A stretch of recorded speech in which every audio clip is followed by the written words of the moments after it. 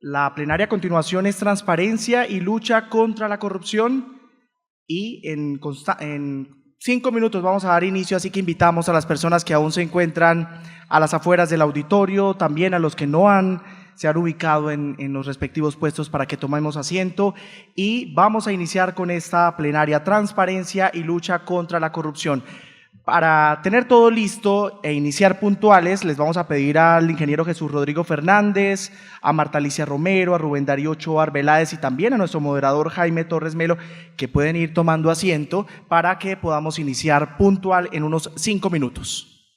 La primera, una invitación especial que hace la Escuela de Ingeniería de la Universidad Industrial de Santander, porque en este año, en el mes de octubre, se va a adelantar las jornadas sudamericanas de ingeniería estructural aquí en la Universidad Industrial de Santander, así que muy atentos a las redes sociales de esta alma mater para poder inscribirse y participar de las jornadas sudamericanas de ingeniería estructural, una invitación de la Escuela de Ingeniería Civil de la Universidad Industrial de Santander.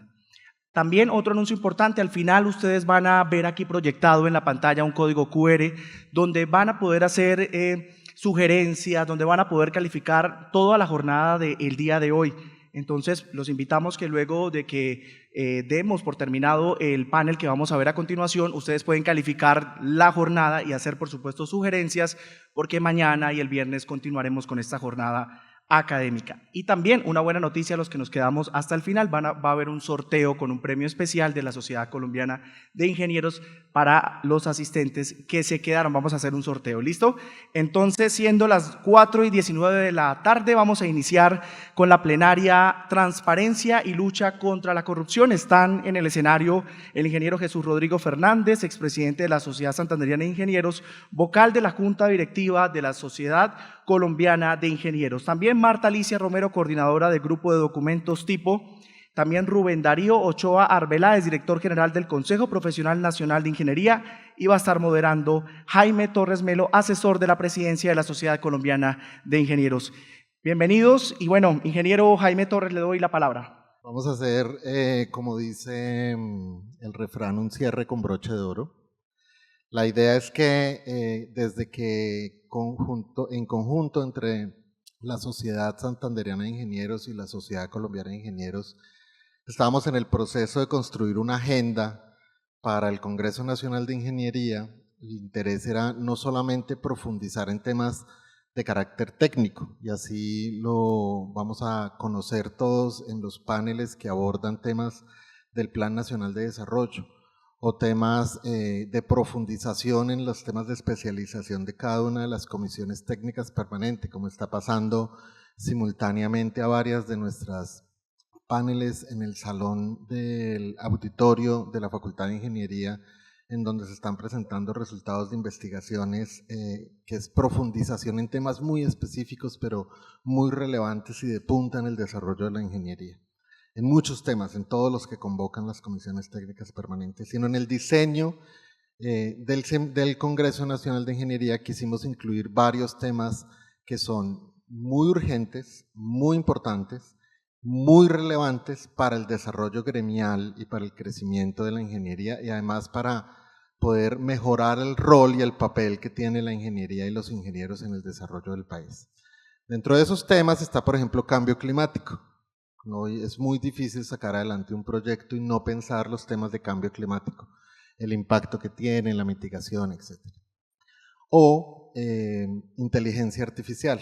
Tenemos un panel el día 3 sobre inteligencia artificial, y la idea es no solamente cómo contribuye la inteligencia artificial al desarrollo de proyectos de ingeniería, sino cómo se enseña, cómo va a afectar la inteligencia artificial la formación de los ingenieros y el futuro de la ingeniería en el país. Y hoy vamos a profundizar en un tema que es transversal, que lo vemos todos los días en las redes sociales, que lo vemos todos los días en noticias, que lo escuchamos permanentemente, casi que desafortunadamente se nos ha vuelto paisaje, que es el de transparencia y lucha contra la corrupción. Hoy contamos con 3 grandes invitados para poder profundizar en ese tema, que representan además 3 miradas diferentes sobre cómo se puede profundizar en la lucha contra la corrupción, cómo se puede mejorar el tema de la transparencia desde los proyectos de ingeniería y en general desde el gremio y las facultades cómo se puede enseñar, pero más importante que eso es que hay un montón de herramientas, ya vamos a conversar con ellos sobre su experiencia, y esas herramientas cómo podemos mejorarlas, cómo podemos ponerlas en prácticas desde el papel que cada uno tenga, o en una empresa de ingeniería, o en la formación de ingenieros, o en el desarrollo de proyectos, o en su carácter gremial. Creo que el orden en que vamos a hacer la presentación es para ustedes de izquierda a derecha. Nos acompaña el ingeniero Rodrigo Fernández. Rodrigo es expresidente de la Sociedad Colombiana de Ingenieros, de la Sociedad Santanderiana de Ingenieros, miembro de la Sociedad Santanderiana, miembro de la Junta Directiva de la Sociedad Colombiana de Ingenieros en este momento, una de las personas que participó más en la organización de este evento, en el diseño. En este evento una persona muy importante en lo que se llama el debate público, pone temas públicos sobre la lucha contra la corrupción, especialmente sobre las agencias que han acaparado buena parte o que han aprendido a acaparar buena parte de la contratación pública en el país, que han entendido cómo funciona y para dónde va. Ingeniero, vamos a empezar con usted. Si quiere, ya está lista su presentación. No sé si va a presentar desde ahí o adelante. No, yo creo que esto toca de pies porque si no nos enredamos. Muchas gracias y muy buenas tardes para todos. Yo intervine en la construcción de la agenda, pero esta no fue que me la metieron embuchada, pero la recibí con enorme placer, por supuesto. Y entonces vamos a mirar 4 puntos en el tiempo que tenemos, un contexto, unos casos de estudio que son 2 trabajos que hemos hecho en 2 épocas diferentes con resultados muy parecidos, uno en el 2021 y otro en mayo 2023, mayo 2024, que está publicado en la revista Anales de Ingeniería, unas acciones y unas conclusiones. Pero este cuento es tan complicado que cuando el emperador Julio César ya se amarraban cosas y ya estaba instituido el perverso matrimonio entre lo electoral y lo contractual. Ese es el gran problema. ¿Que por qué se roban la plata? ¿Que a dónde va a dar la plata? Pues la plata va a dar a comprar votos para volverse a elegir. Por eso es tan difícil hacer los cambios. Y dijo el 4 de agosto en su columna Daniel Samper Pisano, resultado, Craso se volvió multimillonario. A César nunca le faltaron fondos para sus campañas políticas y el sistema electoral quedó contaminado. ¿Quién iba a pensar que los unigordos los llama Daniel Samper a los de la Unidad Nacional de Gestión del Riesgo, eran aficionados a leer sobre la vieja Roma y copiarla? Es decir, este cuento de los amarres y este cuento de que yo te financio y tú me contratas está desde épocas de antes de Cristo. Es decir, para no ir tan lejos, únicamente 2024 años y un poquitico más. Entonces, pues no es tan fácil acabar la cosa de un plumazo. Y siempre ha habido rendijas por donde se metan para sacarle el cuerpo a la norma. Cuando arrancamos con la Ley 80, para no ir tan atrás, entonces aparecieron las famosas cooperativas de entidades territoriales que eran públicas para firmar convenios interadministrativos y apenas terminaban de firmar eran privadas para adjudicar a dedo. Después la pusieron a las asociaciones a competir y entonces la 1150 permitió que las empresas industriales y comerciales del Estado, que las locales y las departamentales yo las bauticé como contrataderos, entonces tenían un régimen especial. No pasó así con las de economía mixta. Y en el 2022 se quiso, con la 2295, tratar de poner en cintura a las empresas industriales y comerciales del Estado, y así llegó al Congreso el artículo 56. Pero allá se les ocurrió decir que había que ponerle un parágrafo que permitiera que si estaban dentro del giro ordinario de sus negocios, los contrataderos podían seguir contratando. Entonces los contrataderos ajustaron su manual de contratación y siguieron contratando. Este es el mapa de Colombia de el 2015 al 2019 sin pliegos tipo. Y rojo es cuando había entre 1 y 3 oferentes, y verde es cuando había más de 10 oferentes. Entonces los pliegos tipo sí sirven. Miren los rojos que hay entre el 20 y el 21. Y aquí está de las personas que están trabajando con los pliegos tipo. Pliegos tipo sirven, funcionan, y tan funcionan que siempre tratan de sacarle el quite a los pliegos tipo. Este análisis, que es del 21, se hace sobre las barreras de contratación sin pliego tipo. Entonces, ¿por qué es que hay único oferente? Pues hay único oferente porque amarran los pliegos. ¿Y cómo los amarran? En esa forma. Exigencia de códigos que no son pertinentes, o una experiencia en cantidades de obra, o indicadores financieros exagerados, o calificaciones de planes de trabajo, o visitas obligatorias, o los famosos regalos. Esa palabra a Colombia Compra Eficiente lo eriza, no le gusta, no les parece que esté bien, pero pues a mí me dio por llamarles regalos, porque es que cuando uno hace una cosa y no se la pagan, pues es que uno le está regalando, ¿o no? Entonces, pues por eso les decimos regalos. Entonces, ellos consideran que así no se debían llamar, pero pues como la presentación ya estaba hecha, pues tocó seguir con los regalos, pero bueno.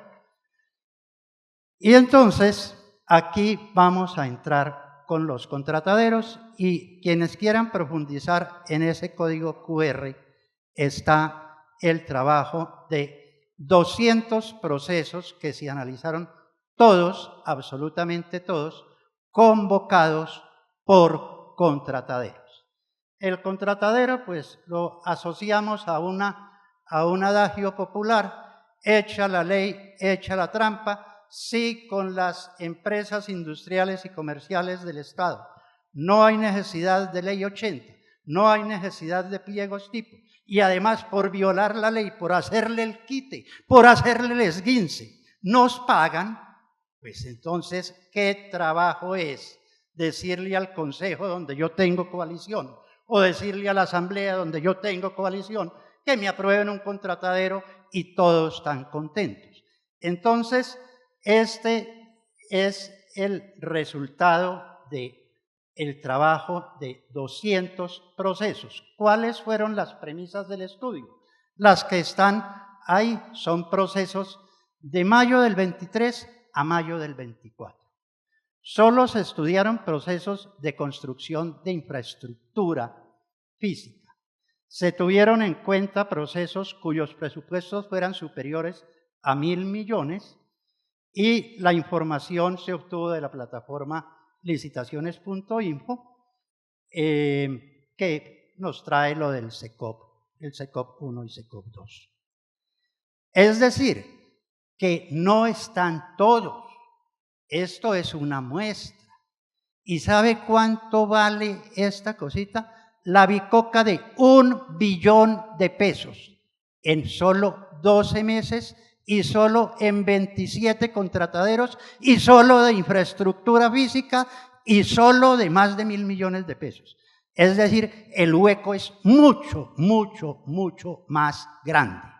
Y ahí pues tienen una muestrica de los contrataderos que más han tenido actividad en los últimos años. Y aquí yo tengo que hacer un reconocimiento porque durante mucho tiempo le di mucho palo a Eduard y Eduard se ha juiciado un poquito.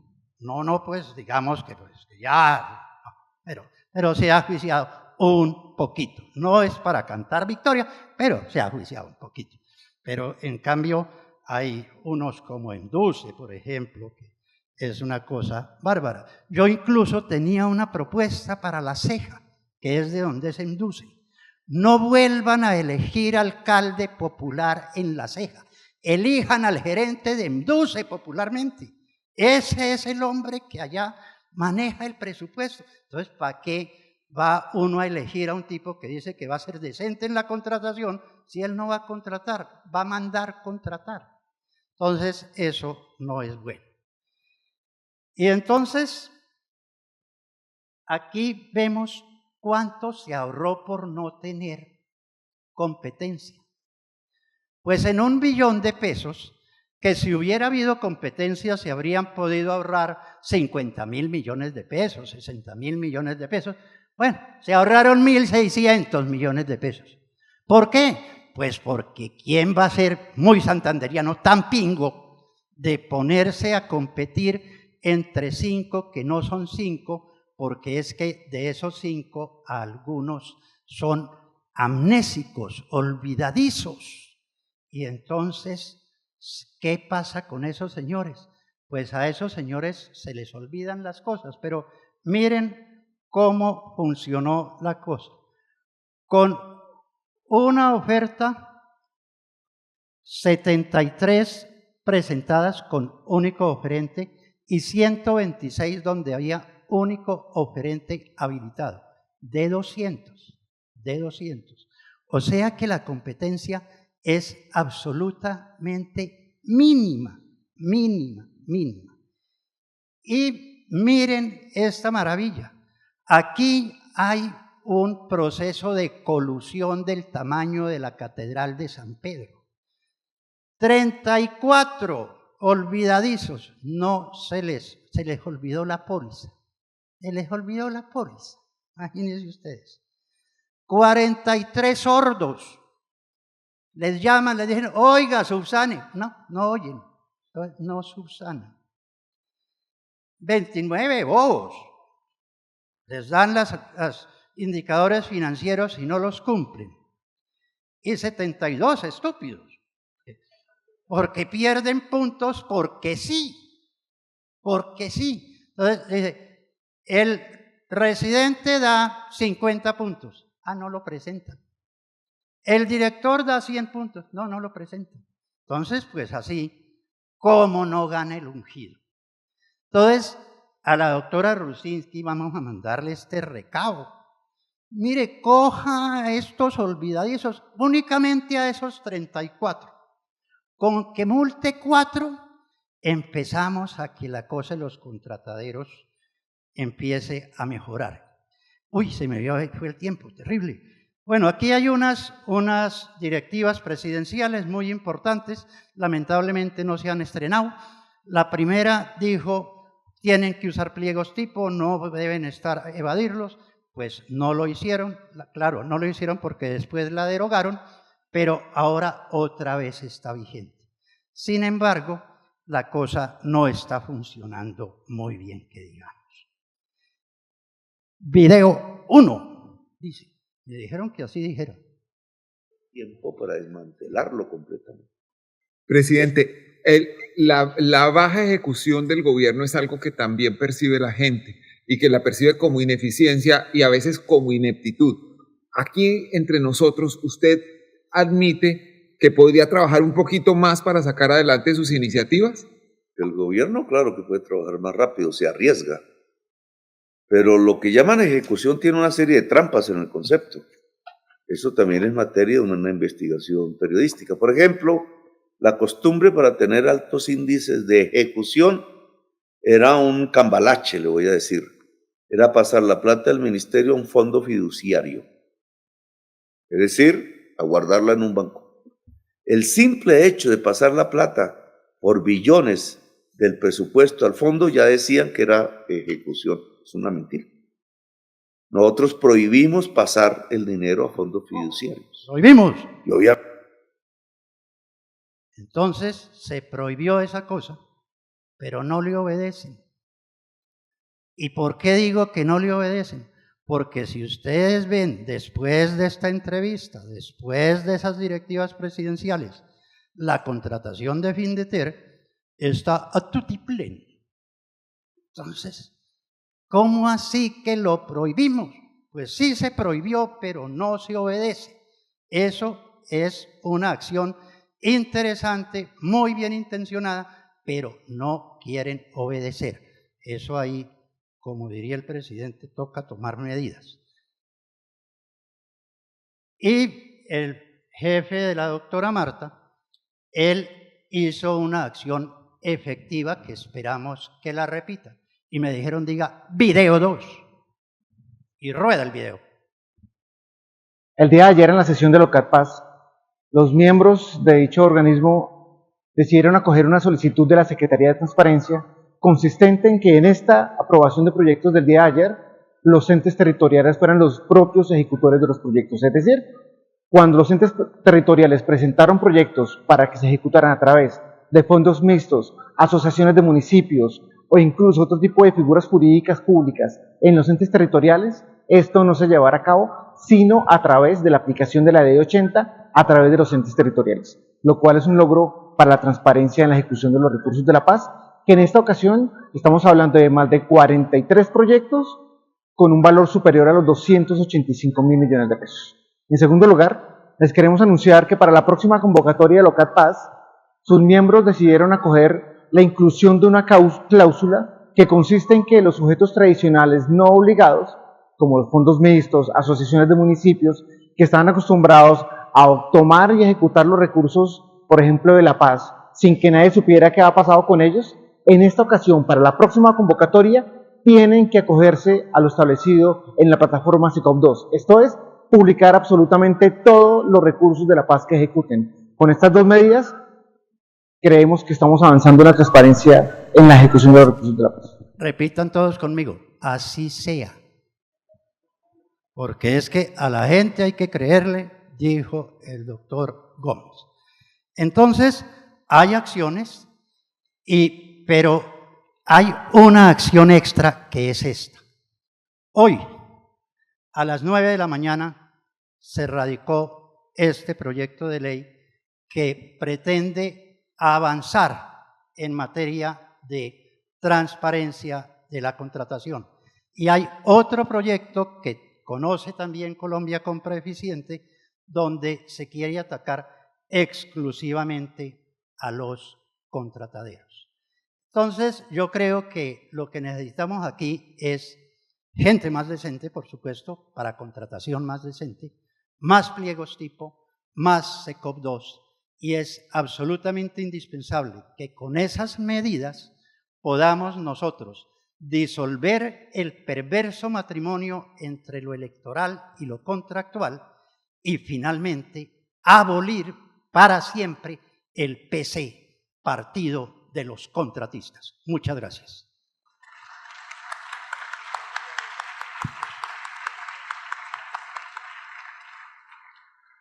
Ingeniero, muchas gracias. Vamos a avanzar de una vez con la doctora Marta Alicia Romero, directora y coordinadora del Grupo de Documentos Tipo de Colombia Compra Eficiente.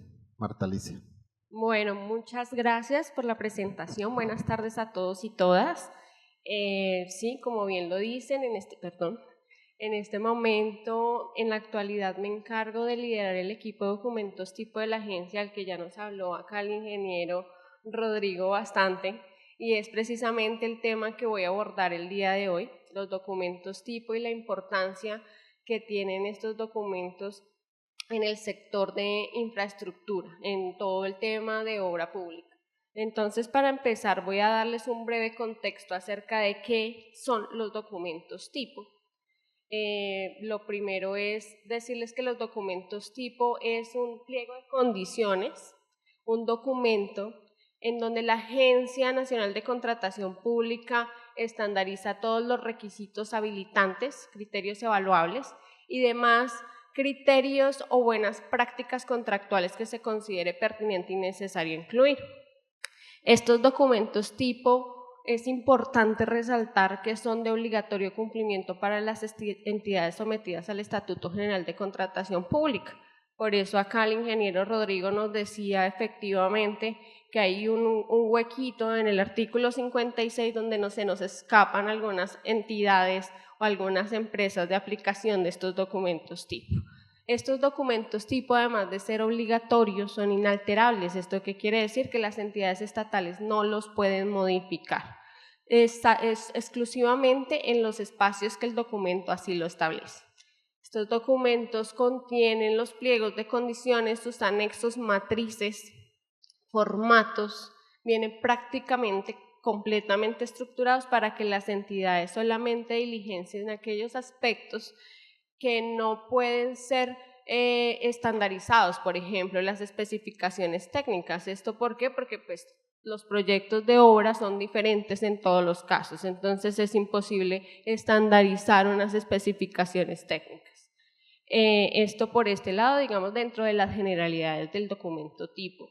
¿Cuáles son las ventajas que tiene la aplicación de estos documentos tipo en este momento? Como bien lo decía acá el ingeniero Rodrigo, desde la aplicación, desde que se expidió el primer documento tipo, que fue el de infraestructura de transporte, se amplió el margen, traía unos datos, pero ya el ingeniero los dijo todos, entonces me ahorró esa presentación.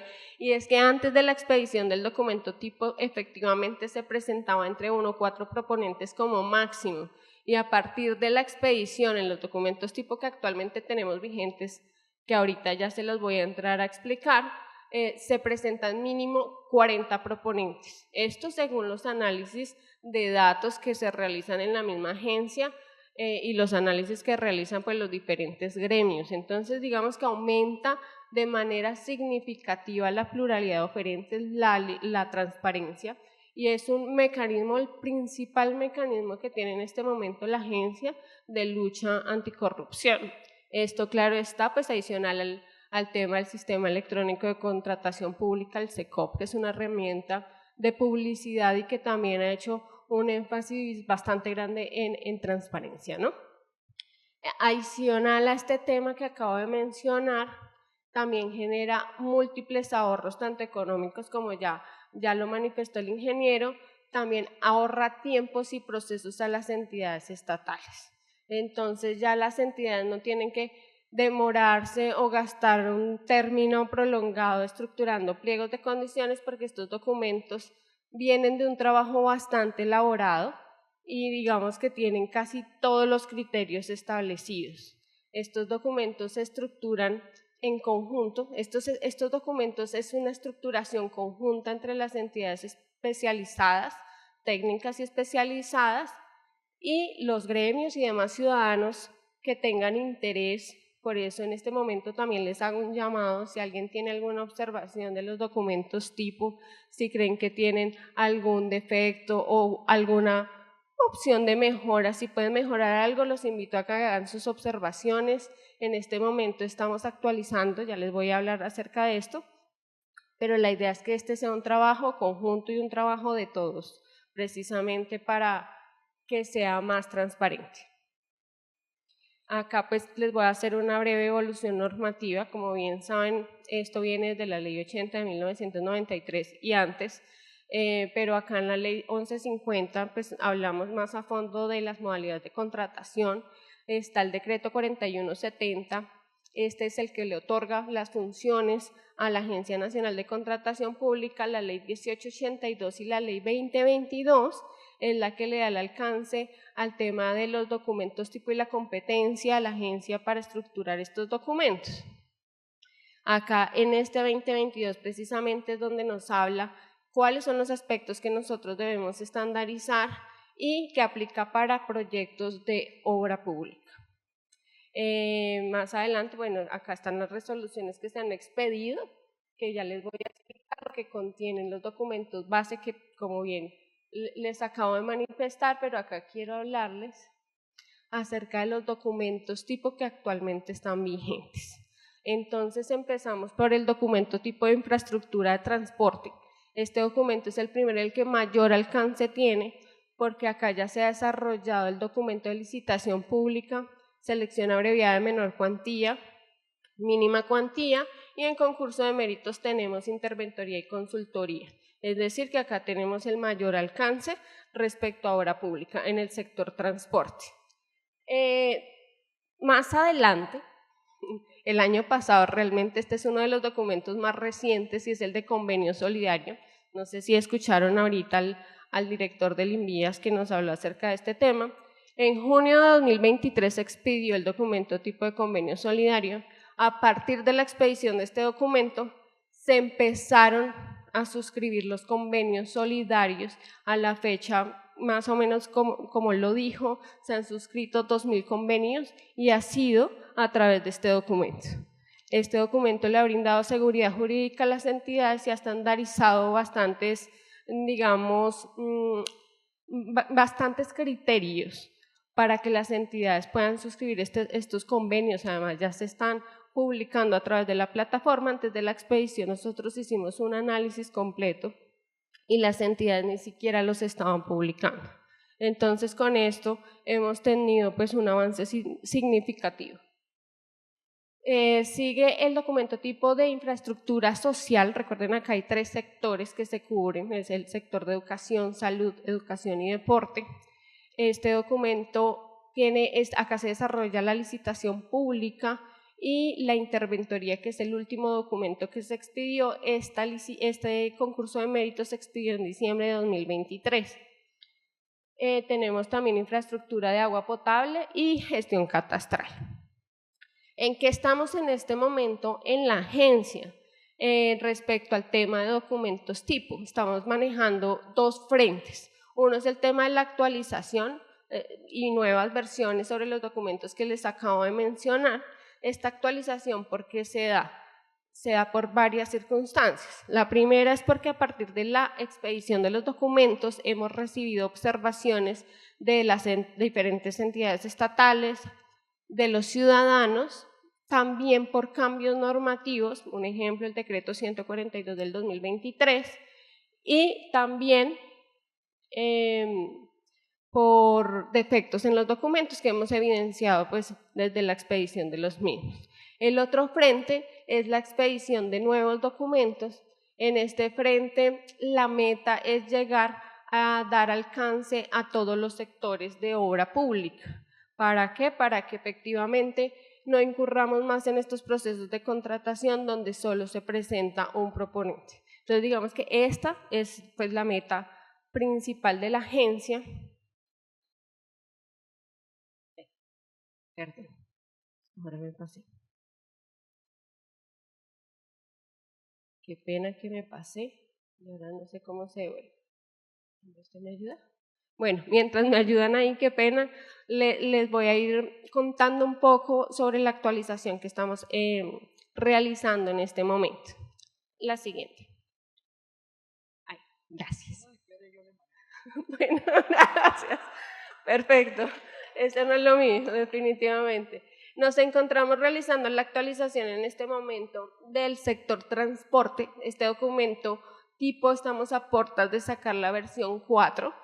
3 documentos tipo licitación pública, selección abreviada menor cuantía y mínima cuantía.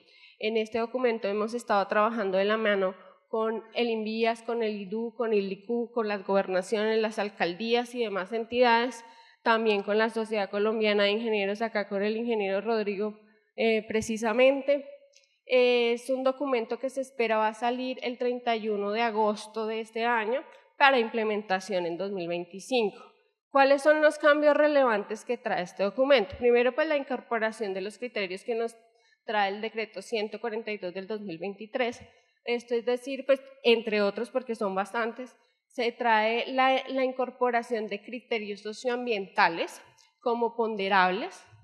Se hizo un ajuste en la capacidad financiera Esto debido a varias observaciones que recibimos, teniendo en cuenta que la capacidad se medía solamente con un único indicador para todo tipo de presupuestos. En este sentido, lo que se hizo fue parametrizar de una forma que quedara por rango de presupuestos, un poco más proporcionalidad a la realidad del proceso. De igual forma, se incluyó el tema de la limitación por segmentos para los procesos de MIPYMES. También se hicieron algunas referencias para favorecer a MIPYMES, entre otras. Se amplió también el aspecto en cuanto a actividades, toda vez que se incluyó un capítulo de túneles que no estaba. Entonces se amplió el alcance. De igual forma se ampliaron varias actividades técnicas, pero bueno, esto sí no se los voy a explicar acá porque nos demoramos 2 horas. Sin embargo, sí los invito a que revisen los documentos. Se encuentran publicados el borrador en la página web de la agencia. Todavía pueden llegar a presentar alguna observación, aunque ya estamos súper cortos de tiempo. Esto en cuanto a las 3 modalidades que les acabo de mencionar. Estamos trabajando al tiempo en la modalidad de interventoría y consultoría también para su actualización. Esto se tiene pronosticado que salga en diciembre de este año. Se está haciendo un ajuste específicamente en las fórmulas de oferta económica, porque han tenido varias observaciones en la ampliación del alcance de experiencia, entre otros aspectos. Actualmente nos encontramos en mesas de trabajo con las entidades técnicas y especializadas. Aún no está publicado, pero tan pronto se publique, pues ya se los haremos saber. Y tenemos también una gran meta, que es la actualización y expedición de nuevo documento tipo del sector social. Este documento, aparte de las que ya he mencionado, los criterios a modificar, trae un cambio relevante, y es que se va a ampliar bastante el alcance. Van a entrar todas las instituciones de servicios públicos y adicionalmente el sector defensa y edificaciones penitenciarias. Entonces, tan pronto es un trabajo arduo, son unos sectores que realmente son un poco complejos. Sin embargo, pues esta es la meta y esperamos lograrlo. Veo que ya estoy muy corta de tiempo, pero pues los invito nuevamente a que hagan parte de este proceso, que es para todos, tanto para el sector infraestructura como absolutamente para todos los ciudadanos. Y las observaciones o mesas de trabajo pues las pueden solicitar y con gusto pues serán atendidas. Acá yo les traía como unos pocos datos ya para finalizar, y es para que ustedes evidencien el incremento en la suscripción de contratos y los montos año tras año después de la expedición de los documentos tipo. Este es el sector de transporte. Entonces, como pueden ver, actualmente se ha incrementado del 2021, que se suscribieron 3.400 contratos, a la fecha 3.988. Se ve la diferencia tanto en contratos como en el volumen de valores que se han suscrito. Este es el sector donde mayor volumen presupuestal hay mayor inversión del gasto, y es donde mayor alcance tienen los documentos tipo, lo cual se ve reflejado directamente en la gráfica. Acá les traigo un ejemplo de cada uno de los sectores. Este es el sector de agua potable, igual, entonces evidencia el crecimiento en ambos aspectos. Este es el sector salud, y absolutamente en todos se ve el incremento en los 2 aspectos. Para finalizar, pues nada, quiero solamente concluir porque ya se me acabó el tiempo. Este es un trabajo conjunto, esperamos la participación absolutamente de todos, y este es el principal mecanismo que tiene la agencia, entre otros, para combatir la corrupción y llevar a cabo, digamos, las mejores prácticas contractuales. Muchas gracias a todos por el espacio y por la asistencia.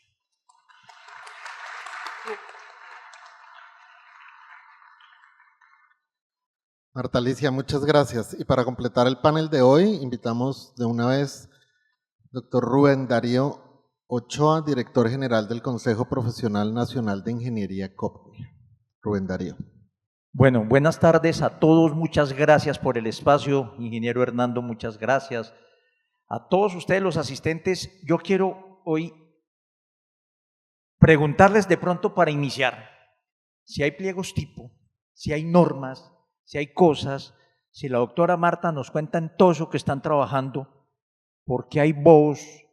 ¿Por qué hay ciegos? ¿Por qué hay sordos? ¿Por qué hay idiotas? Que nos preguntaba aquí el ingeniero Rodrigo. Y yo creo que esto forma parte de esto que en el COMIA venimos siguiendo, venimos haciendo.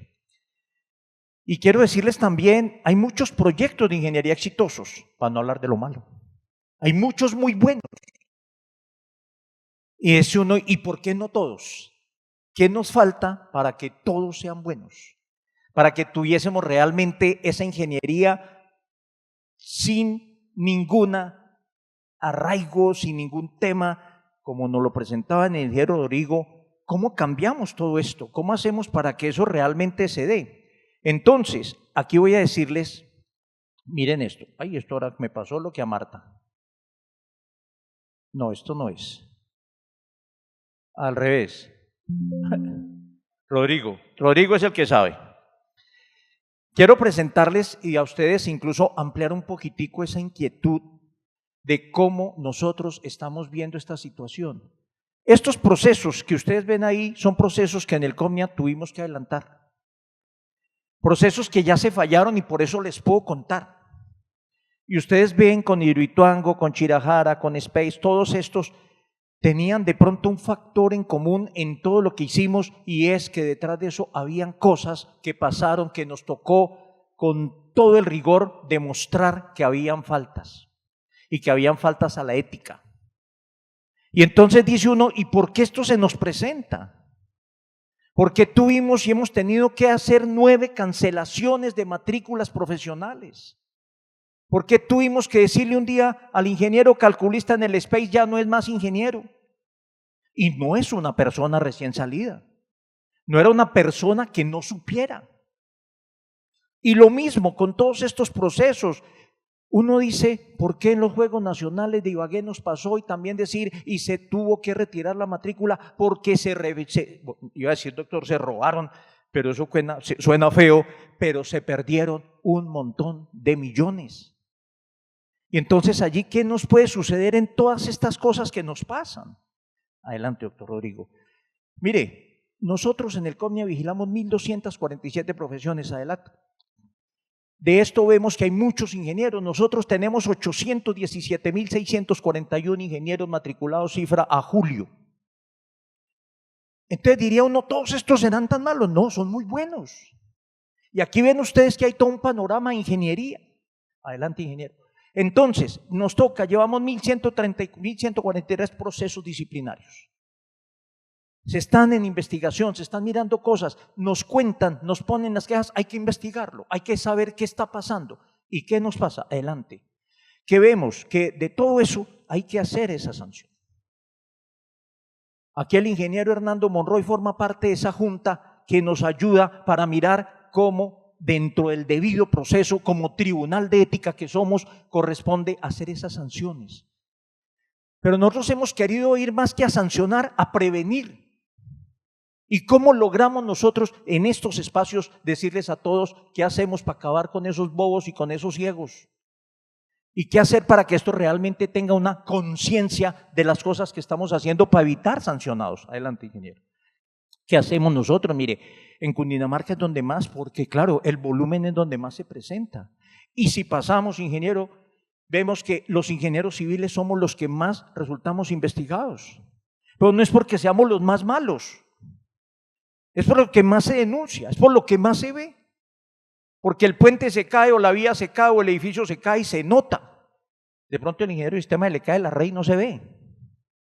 Entonces ahí es donde vemos que seguramente nosotros como ingenieros estamos resultando mucho más expuestos. ¿Y qué hacer para que esto no nos pase? Adelante, ingeniero. ¿Cuáles son de esos 543 esas causas recurrentes? El que más tenemos se llama 115. De esos 543 son documentos no acorde a la realidad, o sea, falsos. ¿Y por qué se falsifican? Por querer ganar la licitación. Por querer Y también se nota en esos procesos de contratación, pasa mucho eso. Y termina utilizándole a uno la hoja de vida cuando ni siquiera la ha prestado. Y yo creo que a muchos de nosotros nos ha pasado que como son hojas de vida exitosas, pues la ven, la cogen y la ponen, e incluso algunos nos ha dicho, y hasta me pagan para fiscales. Y no tengo ni idea. Entonces estas cosas realmente han sido del objeto de investigación de lo más recurrente que tenemos. Miren esto, quise también presentárselos. A veces dice uno errores de ingeniería, pero piensa uno, ¿será que los estudios y diseños no forman parte también de todo esto? Y mire eso, que a veces errores de construcción, mire, en una viga, miren ustedes la tubería por la mitad. Yo no sé ese poste en esa vía cómo la hicieron. Y prefieren darle la vuelta y prefieren pintarlo.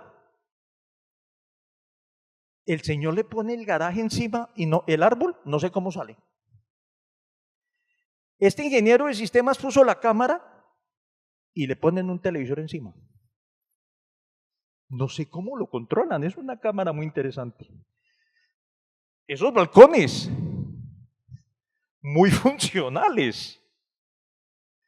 Yo no sé cómo estos señores diseñan un orinal compartido. ¿Cómo le atinan? Dice uno, ¿será que entonces los estudios y diseños no se necesitan? ¿Será que de verdad entonces mira uno en todos estos estudios y cómo para atravesar una tubería rompan la viga? Entonces llama la atención estas cosas que vemos. Adelante, ingeniero. Entonces pregunta uno, ¿será que la preinversión con ética no se necesita? A uno un alcalde, un gobernador lo pone a correr y necesito ingeniero el proyecto para allá. Y tráiganlo porque es que los recursos los voy a perder. ¿Y ustedes creen que en 8 días se entrega un diseño? Hecho como tiene que ser. El revisor de estudios y diseños en el SPACE salió con la matrícula cancelada porque revisó los estudios y diseños en 4 días del SPACE. Ingenieros, uno revisa un estudio de esos en 4 días. Y de ahí vino el tema de la ley 1796, que en su curso se llamó la ley anti-SPACE. De ahí salió el revisor técnico. De ahí salió que no puede depender de la persona, porque resulta que cuando hacemos también todo ese proceso de investigación, encontramos que el señor dependía del ingeniero calculista. ¿Y será que uno a su jefe le va a decir, usted lo hizo mal? Debería, claro. Si no está bien, debería. Pero eso no pasa siempre. Entonces, en estos estudios hay que tener ese cuidado. La preinversión siempre tendría uno que pensarla por qué, para qué, cuándo, con esa idoneidad, con esa ética de muchos de los proyectos que nosotros vemos que no se terminan, y en esos contrataderos que nos dice Rodrigo, con toda seguridad, es porque siempre esos estudios dejan cosas al azar y dejamos cosas para que en la obra se resuelvan. Y por eso vienen los imprevistos y por eso vienen los presupuestos que no alcanzan. Porque muchas veces le dicen a uno, ingeniero, hágame el diseño, pero que no pase 10.000 millones, porque es la plata que tengo. Y si vale 20.000, ¿qué le quito? ¿Qué dejo de hacer? ¿O a dónde bajo especificaciones? Entonces, eso nos lleva a nosotros a pensar de una manera muy seria cómo esto tenemos que hacerlo y con qué criterio profesional realmente tenemos que hacerlo. Adelante. Entonces, aquí quiero resumir todo esto, porque pueden estar los pliegos tipo, porque hay las leyes, porque hay los códigos. Y yo le digo mucho en las charlas que me invitan, vea, yo les puedo decir a ustedes, cojan la ley 842 y aprendámonosla, y porque no la aprendimos somos éticos. No pasa. Esa ética no pasa porque esté en un código. ¿La cumplimos o no la cumplimos? Y esa ética la tenemos que nosotros tener. Por eso yo digo, eso no se aprende en la UIS, eso no se aprende en la universidad. Eso viene desde casa. Y es cuando uno piensa que esa ética que realmente todos nosotros debemos tener, viene desde eso que le dicen a uno, hijo, no diga mentiras, pero si me llaman no estoy. Ahí arranca, ahí inicia. Y estoy seguro porque he tenido la opción de revisar muchos planes de estudio y estoy seguro de una cosa, en ningún plan de estudio yo he encontrado un curso que diga honradez 1 o honradez 2. No existe. Eso se tiene o no se tiene. Eso se trae o no se trae. Y eso no va a pasar en los pliegos tipo y eso no va a pasar con esos bobos que no están haciendo su tarea y que no presentan esa póliza. Es porque realmente no estamos siendo honestos. Y ahí es cuando uno dice cuál es realmente el concepto de esa ética y cuál es el concepto real de querer hacer las cosas. Y esa frase salió acuñada y en el COMNIA ya la llevamos ya hace un tiempo, de una charla que tuvimos con unos estudiantes y un estudiante se acercó y me dijo, ingeniero, usted está hablando de ética y entonces, ¿qué es la ética? Y si uno intenta responder eso, de pronto como no le enseñaron desde el área de humanidades es muy difícil, porque a uno entonces le dicen de Sócrates, Platón, Aristóteles, con todo el respeto que eso significa, pero los ingenieros somos absolutamente prácticos. Entonces, pensando en eso, le dije yo al muchacho, deme unos días y le respondo. Y salió esta frase. La ética es la voluntad férrea de hacer las cosas bien. No es más. Si queremos hacerlo bien, ingeniero Hernando, lo vamos a hacer bien. Nos mueve la voluntad de hacerlo bien. Me mueve la voluntad de no dejarme comprar. Me mueve la voluntad, como nos lo dijo el ingeniero Rodrigo, no, ¿por qué pagamos? ¿Por qué tenemos que prestarnos a eso? Si nosotros vemos esto con esa seguridad, yo le digo siempre a mis estudiantes, ustedes no salgan a pagar ni un peso por una obra. No paguen, porque no hay necesidad. Porque nosotros somos absolutamente claros y podemos hacer esto después de mucha formación integral que hemos tenido. Entonces, es esa voluntad. Y esto lo estamos difundiendo y yo aprovecho mucho este espacio y este panel con selectas personas, compañeros de trabajo, de querer hacer las cosas, de querer contarles a ustedes que esto que estamos hoy viendo y trabajando por la transparencia es algo que nos tiene que unir. La cultura ética nos tiene que unir. Trabajar con las juventudes, trabajar con los muchachos, porque nosotros los de juventud acumulada, de pronto nos cuesta un trabajo un poquito más. Pero esto es con ustedes, con los jóvenes, con los que están aquí, con los que en este momento forman parte de ese grupo. Por eso estoy seguro que el ingeniero Hernando Monroy hacía esta mañana la exaltación de los jóvenes en la ingeniería. Porque es con ellos, es con ustedes los jóvenes que esto hay que trabajar. Estos congresos los hemos venido haciendo y están invitados para Barranquilla el próximo año. Estamos haciendo el 5º Congreso de Ética. Todos los consejos nos hemos reunido para poder trabajar y poder llevar estos mensajes para que esto no se nos quede en letra muerta, sino que aquí, con el convencimiento de ustedes, con el convencimiento de todo este grupo, logramos ser embajadores de esa cultura ética y de verdad que algún día la corrupción la acabemos. Pero eso depende de nosotros mismos. Adelante, ingeniero. Cierro con esto que me gustó. La mente es como un paracaídas, solo funciona si se abre. Muchísimas gracias, ingeniero. Adelante, creo. Gracias.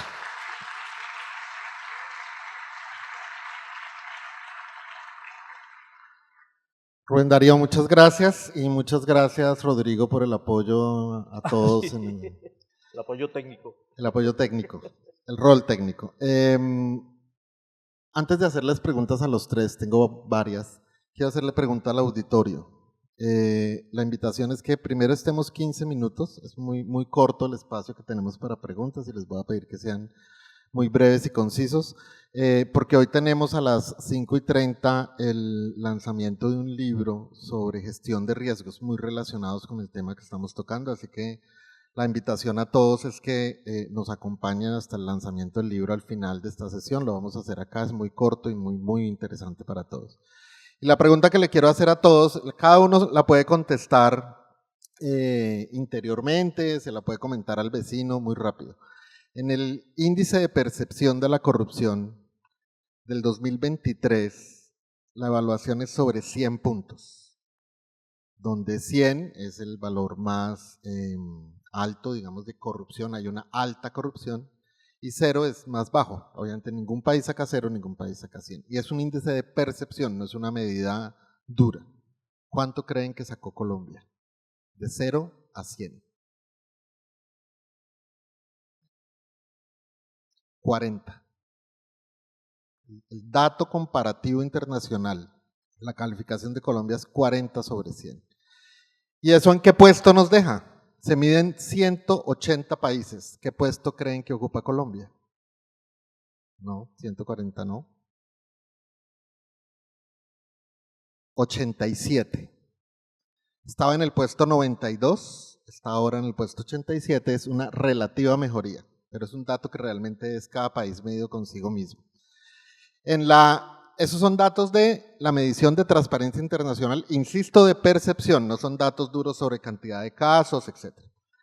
En la radiografía de la corrupción en Colombia, un documento que publicó en el último mes, Transparencia por Colombia, esto es específicamente para Colombia, entre el 2016 y el 2022, a partir de una revisión de todos los informes periodísticos en ese periodo, no es sobre casos de la Fiscalía, de la Procuraduría o de la Contraloría, es sobre reportes, con unas condiciones que tiene el estudio que hace Transparencia por Colombia. ¿Cuántos billones creen que se reportaron como perdidos en esos 6 años? Entre 2016 y 2022. Para tener una dimensión de billones, el presupuesto nacional es de 500 billones. ¿Cuánto creen que fue lo que se reportó a través de informes periodísticos como total de billones perdidos en esos 6 años? ¿50? ¿400? 21 billones. 21 billones realmente. Lo que pasa es que nos repiten tantas veces los mismos datos que probablemente creemos que es mucho más. Son 21 billones reportados. Pero ¿cuántas personas creen que fueron afectadas por la corrupción en esos 6 años? Y nuevamente el dato de contexto de 50 millones de colombianos. ¿Cuántas personas fueron directamente afectadas por la corrupción en esos 6 años? ¿20? Bien. El reporte dice 15 millones. Y ahí sí, como dice la propaganda, eso es invaluable. 15 millones de personas directamente afectadas por actos de corrupción, que puede que se costeen en 21 billones, pero eso es invaluable el efecto sobre la calidad de vida de las personas. Teniendo en cuenta un problema de esas dimensiones, tengo varias preguntas. Y voy a empezar por ahora en la primera ronda, en el mismo orden de las presentaciones. Esta primera es una pregunta específica para cada uno según lo que presentó. Voy a empezar, Rodrigo, con usted. Todos conocíamos el decreto 092 que permitía hacer los convenios interadministrativos y usted lo mencionó en su presentación. El Estado prohíbe el convenio, prohíbe los convenios interadministrativos, promueve ahora que no se pueda tener convenios con estas organizaciones sociales que se volvían los contrataderos y que ocultaban el que un ordenador del gasto le entregara directamente a una organización de su preferencia un recurso. Ahora es obligatorio que se aporte el 30% y no en especie, sino en recurso monetario. Entonces, se ha intentado evitar. ¿Qué es lo que está mal o qué es lo que hace falta? Porque ya se prohibieron los convenios, ya se solicita el 30%, ya se prohíbe directamente la contratación o la contratación directa. ¿Qué es lo que nos hace falta para evitar ese fenómeno? Gracias. Bueno, el primer asunto que hay que mencionar es que por un lado van las CESAL y por otro lado van las contrataderos. Las CESAL no se crean como empresas industriales y comerciales del Estado. Las CESAL funcionan aparte. Entonces, nos falta es que el Estatuto General de Contratación sea general. Lamentablemente hay muchos regímenes especiales que eventualmente algunos pueden ser necesarios, pueden ser indispensables, Pero es que tenemos absurdos como el siguiente. Un hospital tiene la misma forma de contratar la compra del oxígeno, que si no lo compra ya, el paciente se muere, que para hacer un edificio que se van a demorar 3 años haciendo. Entonces, en el hospital de Málaga salió la licitación que valía 64.000 millones de pesos, exactamente con el mismo cronograma de comprar oxígeno. 48 horas para presentar la oferta. ¿Cuántos se presentaron? Ah, bueno, y además daba como 200 puntos un plan de contingencia para el cual había que ir a Málaga por la carretera Curos-Málaga, que no la han acabado. Entonces, pues así como. Entonces, mientras haya todos esguinces, todas esas rendijas, porque por las rendijas se meten las ratas, pues ahí no hay caso. Entonces, nos toca ponernos serios y decir, el Estatuto General de Contratación tiene que servir para casi todo, y menos para unas 3 o 4 cositas. ¿O a cuenta de qué? Si entierra unos tubos de acueducto el municipio, es con ley 80 y es con pliego tipo. Pero si los entierra el acueducto, es con ley 142 y es sin pliego tipo. ¿Cuenta de qué? ¿Y cuál es la competencia que tienen las empresas de servicios públicos de agua o de energía para esos efectos? Entonces yo creo que esa puede ser la opción. Ingeniero, ¿el proyecto que usted nos mostró que radicaron ayer va en esa dirección? Ah, pues claro, es que ese proyecto lo ayudamos ahí a manejar, porque es que ya nos lo hundieron una vez, el proyecto. Gracias, ingeniero. Marta Alicia,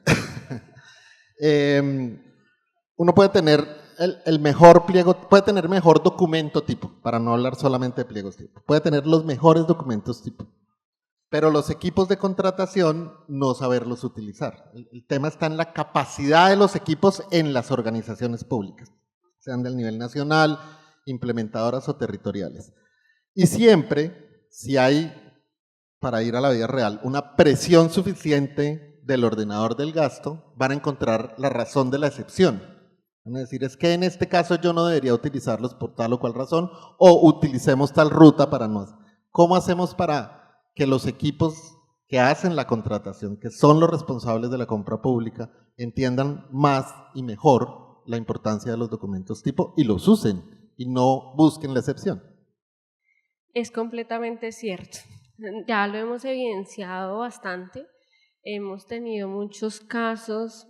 Alguna vez fuimos a territorio a realizar capacitaciones y nos salieron con un ejemplo como no hemos podido aplicar documentos tipo porque la carpeta nunca nos descargó. Y nosotros, ¿qué?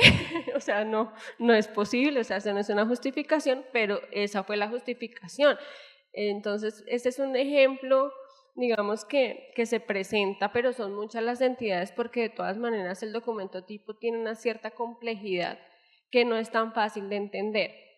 A partir de ello, es muy difícil llegar como al alcance o a revisar cada una de las entidades, es muy difícil, casi imposible, pero sí se está haciendo un seguimiento por parte de otra subdirección en donde revisan a través del SECOP efectivamente si las entidades están dando cumplimiento, si están dando cumplimiento total, parcial y si no lo están dando.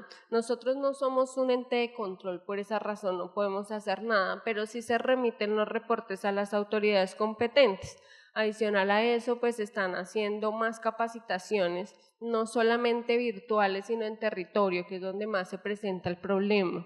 Entonces, actualmente se está desarrollando un programa donde la agencia va a esas entidades donde antes no llegaba, se brindan las capacitaciones presenciales, se da todo tipo de asistencia, pero pues tienes toda la razón, llegar a detectar o hacer el seguimiento a todas las entidades es imposible. Sin embargo, se está ampliando el alcance y se está haciendo todo lo posible en cuanto a capacitaciones y seguimiento de los procesos de contratación para obtener que los profesionales que tengan digamos que este ejercicio conozcan los documentos tipo, la ley, el Estatuto General de Contratación Pública, y lo apliquen de buena forma. Sin embargo, acá también es muy importante no solamente el trabajo de la agencia, sino de los proponentes y los mismos ciudadanos para que reporten y hagan las denuncias respectivas, porque si no se hace, digamos que eso se queda ahí. Pueda que dentro de las muestras se logre identificar, pero no todos los casos. De acuerdo, muchas gracias. Y Rubén Darío, el gran reto, digamos, de la presentación es el tema de la ética pública. Colombia tiene hoy código de integridad, que tiene un modelo de código de integridad adoptado para todas las organizaciones y la mayoría de organizaciones públicas pueden adoptar uno, incluso proponer nuevos principios. Ahí está honestidad, respeto, está todo lo que usted habló, está hoy en la norma. Y todas las entidades deben haber hecho una reflexión, tienen agentes y promotores de la ética a nivel, pero no pasa en la vida real todavía. En la práctica, todos aquellos servidores públicos que están hoy involucrados en procesos de corrupción con seguridad, porque tuvieron que haberlo hecho, hicieron los cursos de ética pública en su organización y los chulearon y atendieron el curso. Y ¿qué es lo que falta para realmente transformar la manera como los que toman decisiones se comporten de manera íntegra? Que realmente cumplan con el objetivo de la ética pública, porque formar ya se hace, cursos ya los tienen, códigos de integridad ya tenemos. ¿Qué nos hace falta? ¿Cuál sería la propuesta desde COPNI? Yo diría y respondo con la invitación que hicimos al final en la presentación.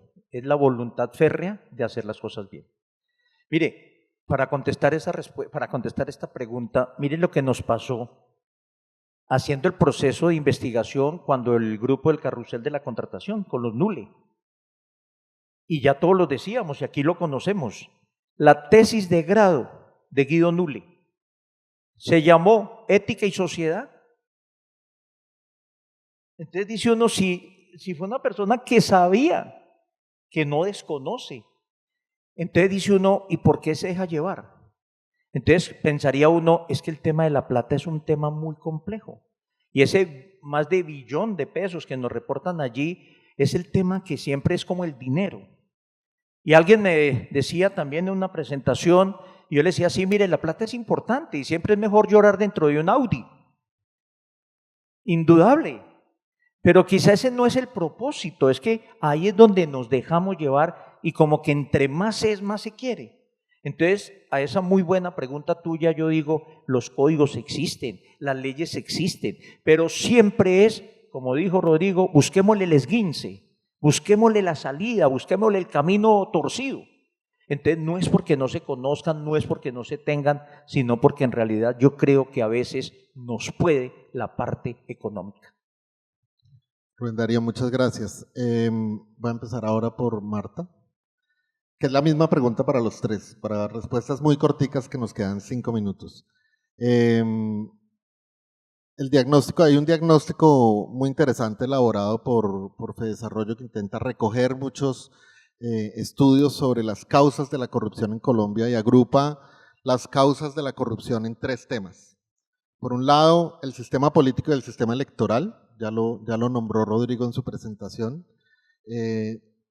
mientras además las campañas cuesten lo que cuestan en Colombia, es como entrar en deuda y necesitar el presupuesto público para repagar una deuda de un costo muy elevado por acceder al servicio público. Entonces el sistema político y el sistema electoral es uno de los fuentes de muchas de las causas de corrupción en Colombia. El segundo es clientelismo y compra pública, y también ustedes profundizaron en el tema y tiene que ver con pliegos tipo y con el trabajo de la Agencia de Colombia Compra Eficiente. Todo el tema del clientelismo y digamos el uso del bien público para mantener una red. Y el siguiente es justicia, que es el que quiero que toquemos en este momento, la debilidad del sistema de justicia y la debilidad y la falta de herramientas para hacer control a la corrupción, la limitada sanción. El que es corrupto, y como lo dijo Rubén Darío en este ejemplo, aunque lo sancionen un tiempo, o sea, el que no supo hacer su vuelta bien, pues termina disfrutando del Audi y del apartamento, porque el tiempo sale. Y estamos hablando en un país en donde un fiscal anticorrupción fue condenado por corrupción. más general que la de solo el tema de documentos tipo, pero Marta, ¿cuál es la prioridad? ¿Por dónde arrancar en este momento el tema de la lucha contra la corrupción como gremio de ingeniería? ¿Tú qué pensarías que sería una ruta para pensar los porque son muchos? Cuando uno dice sistema político, clientelismo, justicia, control, ¿cómo hace para mejorar la sanción a la corrupción? ¿Por dónde arranca? Uy, es difícil la pregunta porque realmente creo que todos, ¿no? O sea, pero yo empezaría sinceramente, o sea, yo expliqué el tema de documentos tipo, pero sí, esa es una mínima parte, realmente no es suficiente, pero el tema político y el tema de la falta de control, yo me iría, no voy a escoger uno, sino esos dos, es un tema, no sé, muy complejo de cambiar en cuanto al tema de control. Por ejemplo, nosotros hacemos las remisiones correspondientes, los ciudadanos hacen las denuncias correspondientes, pero no se ve el reflejo en los pronunciamientos o en las sanciones. Entonces, eso a mí siempre me ha generado mucha preocupación. Siento que hace falta robustecer más un poco la ley en ese aspecto, que sea un poco más rígida para mí, a mi modo de ver, un poco más estricta, porque sí está muy laxa y muy flexible. Entonces puede que sancionan a una empresa, pero la dejan ahí y crean otra y siguen contratando. Entonces es como que es algo de nunca acabar, y siento que si no hay una reforma un poco más estricta respecto al tema sancionatorio, el tema es muy complejo para cambiar. Vale, muchas gracias, Rubén Darío. ¿Por dónde arrancamos? Yo me uno a esa apreciación que tiene la doctora Marta. Y en el COMNIA lo vivimos. Porque es que a veces es difícil, a nosotros toca tener un cuidado enorme para sancionar, porque además parece que como que cuando uno sanciona, espera que se devuelva. Y nos pasó incluso con el Space cuando se sancionaron allí unos ingenieros y algunos de ellos nos contrademandaron, uno por 9.000 millones de pesos. Entonces dice uno, oiga, pero entonces aparte el ladrón bufón. Entonces dice uno, esas cosas es porque realmente, en eso coincido, hay que tener mucha más rigidez en el tema sancionatorio, que sea realmente esa efectividad, que no sea tan laxa esa ley, porque es que uno dice, si tiene plata le damos casa por cárcel. Y entonces los ve uno en fiestas y los ve uno por todo lado, y entonces dice uno, ¿y dónde está realmente la aplicación de esa sanción? Y eso, el ejemplo que pasa es malísimo, porque es como que róbese, pero róbese harto para que le quede, para pagarle al abogado, paga 1 año de cárcel en la casa y luego sale a disfrutar. Ese mensaje es terrible. Entonces, estoy de acuerdo, es hacer muy rígido el esquema sancionatorio, muy aplicable realmente en eso. Ingeniero Rodrigo. Afán, hola, como estamos de afán. Así como dije yo que había que acabar el partido de los contratistas, es absolutamente indispensable quitarle la tarjeta de abogado al vencimiento de términos. Porque es que no pasa nada, porque cuando va a pasar, ¿por qué no se allanan a cargos? Hace unos días un exgobernador, de los que ha habido 3, vamos en el tercero, se le demostró, el interventor dijo, el secretario dijo, todos confesaron la cosa, no se allanó. ¿Por qué? Porque le juega al vencimiento de términos y puede que no pase nada. Mientras aquí con la justicia no pase nada, se seguirá robando la plata para comprar votos para reelegirse. Muchas gracias. Muchas gracias.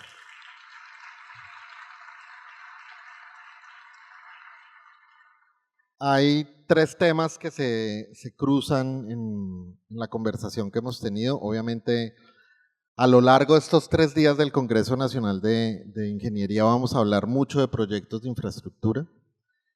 Como les decía en la pregunta, es muy importante como gremio el papel del sector privado y por lo tanto las asociaciones público-privadas. Y un tema totalmente relacionado con la lucha contra la corrupción es cómo se gestionan los riesgos. La ingeniera Magda López escribió un libro que se llama Gestión de Riesgos, Proyectos de Infraestructura, Asociaciones Público-Privadas, del cual vamos a escuchar su lanzamiento en este momento. No sin antes pedirle a todos un aplauso para nuestros 3 panelistas de hoy. Muchas gracias.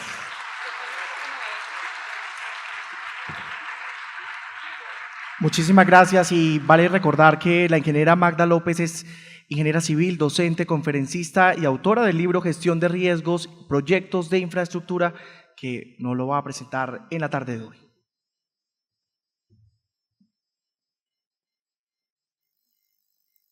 Gracias. Buenas tardes a todos. Quiero extender primero un saludo muy especial al ingeniero Hernando Monroy, por supuesto, presidente de la Sociedad Colombiana de Ingenieros, y también al ingeniero Luis Eugenio Prada, presidente de la Sociedad Santanderiana de Ingenieros.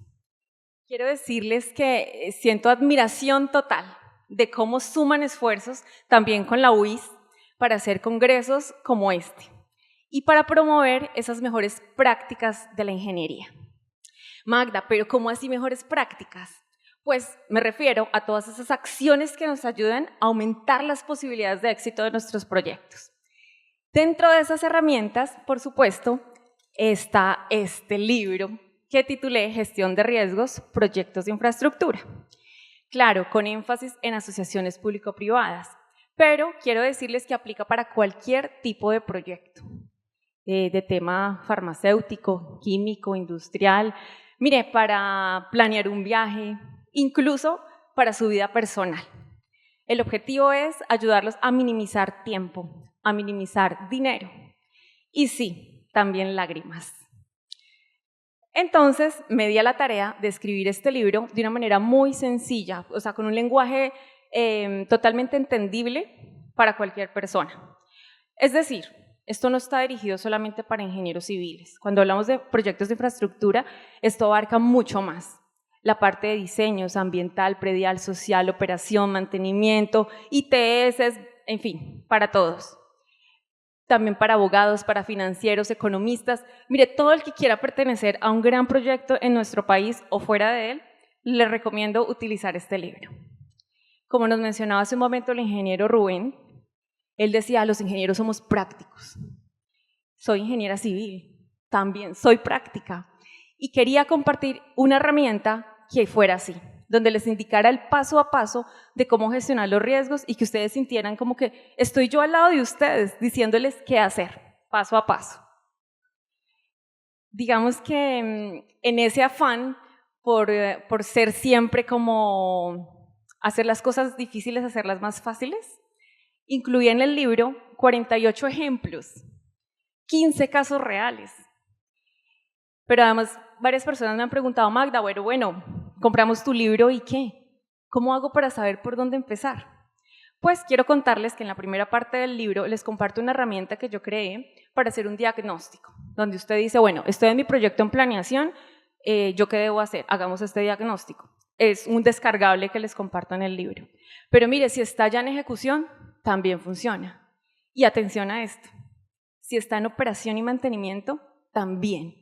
A veces se tiene la concepción de que ya terminamos la construcción y se acabó el proyecto y se acabaron los riesgos. Y resulta que no es así. En la etapa de operación y mantenimiento, que pueden ser 25 o 30 años, pueden pasar muchas cosas que generen desequilibrio económico del contrato.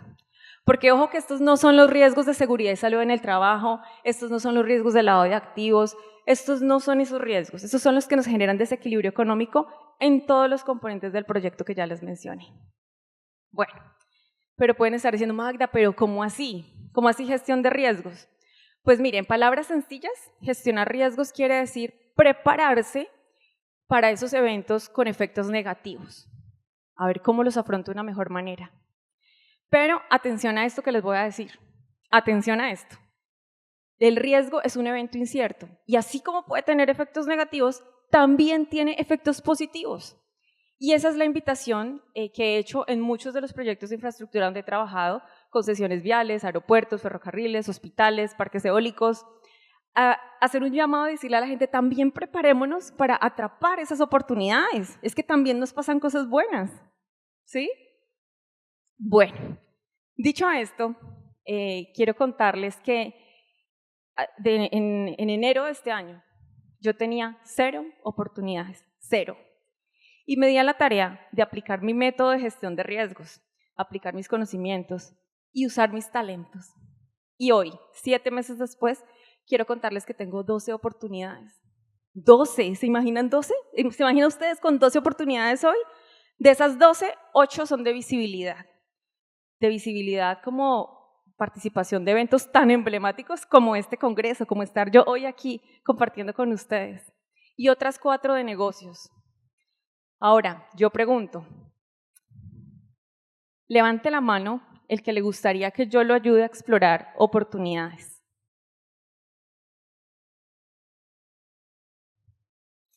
¿Pero por qué lo piensan? De una, seguro, sí. Es que nuestra vida puede cambiar con muchas cosas. Hay muchas cosas buenas, sin importar la edad, sin importar la profesión, sin importar el momento de la vida, uno sí puede explorarlas. Y créame, si yo hoy le estoy diciendo que tengo 12 es porque tengo 12. Y lo que yo quiero es compartir eso que funciona, así como lo comparto en el libro, compartirlo con ustedes. Bueno, entonces, ¿qué hay que hacer? Estoy haciendo una rifa de una mentoría para ayudarlos a explorar oportunidades. ¿Cómo se inscriben? Visitan el stand de la Sociedad Colombiana de Ingenieros, escanean un código QR y listo. Participan en la rifa, la vamos a hacer mañana a las 5 de la tarde. Entonces, créanme que esto es con una metodología probada, hemos obtenido resultados, así como los hemos obtenido en los proyectos de infraestructura. Bueno, contándoles que esa primera parte del libro empieza con ese diagnóstico, pues luego me di a la tarea de hacer una investigación en varios países. Porque, déjenme decirle que el modelo de las APPs se ha extendido, digamos que en Latinoamérica y el Caribe. Entonces me di a la tarea desde hace casi 6 años de hacer seguimiento de cómo evoluciona el tema de riesgos en Colombia, en Perú, en Chile, en México, en España. Incluso entrevisté a una persona de la India y al director de las APPs de África, África, Asia y Europa. Y gracias a las historias y a esas entrevistas que tuve con ellos, pude cerrar este libro. Mi último capítulo habla de esas lecciones aprendidas por funcionarios de entidades contratantes, públicas, privadas, de interventores, de gerentes de concesiones, de gerentes de empresas constructoras, de interventores. Mire, nutrí los ejemplos de este libro como no se imaginan con todas esas historias. Y pues ellos generosamente nos quisieron compartir sus lecciones, aquí también las van a encontrar. Entonces, pues un gusto poner a disposición de ustedes esta herramienta totalmente práctica para que minimicen tiempo, dinero y lágrimas en sus proyectos. Digamos que con el propósito también de poner a disposición de ustedes esta herramienta, pues a continuación quiero hacer entrega de uno de los ejemplares al ingeniero Hernando Monroy.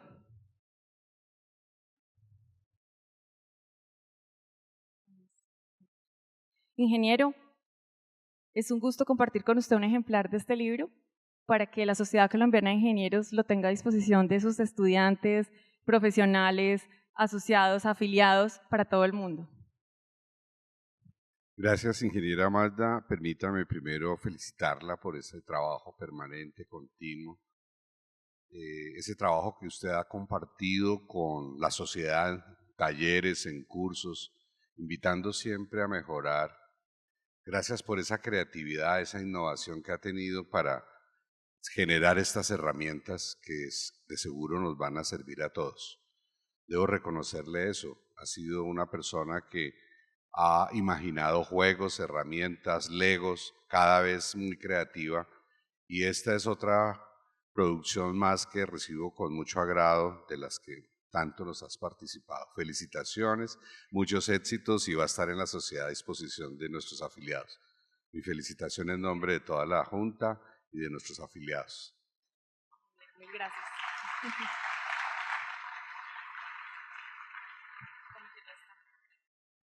Bueno, y por supuesto vamos a obsequiar otro ejemplar para la Sociedad Santanderiana de Ingenieros. ¿Se las hemos entregado? Al ingeniero Florentino Rodríguez, de la Junta Directiva. ¿Dónde está? Estaba por acá. Allá, ya está, ya está.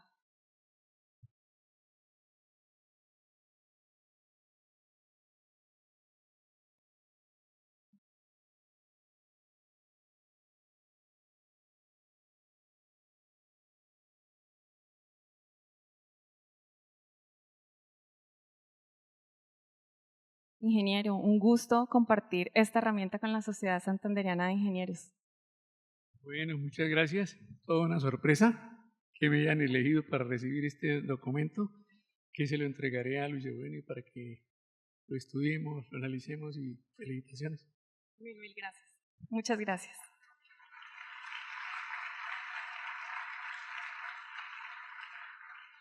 A todos, mil gracias por haberme acompañado en esta breve muestra de lo que es esta herramienta, y pues aquí ya compartí un montón de información, les ayudo a reducir esa curva de aprendizaje, ya la responsabilidad es de todos ustedes que lo pongan en práctica. Muchas gracias. Muchas gracias, ingeniera Magda. Y bueno, ustedes han sido testigos de uno de los paneles también más brillantes y los invitamos a que permanezcan de pie. Vamos a hacer un sorteo con los asistentes que se quedaron hasta estas horas de la tarde. Vamos a entregar 2 premios por parte de la Sociedad Colombiana de Ingenieros y también la Sociedad Santanderiana de Ingenieros. Gracias a todos por habernos acompañado, gracias a la gente de la producción y también gracias a la Universidad Industrial de Santander por abrir sus puertas para poder realizar este evento. No puede faltar el agradecimiento también a los patrocinadores que han hecho posible. Cerramos así esta 38ª versión del Congreso Nacional de Ingeniería.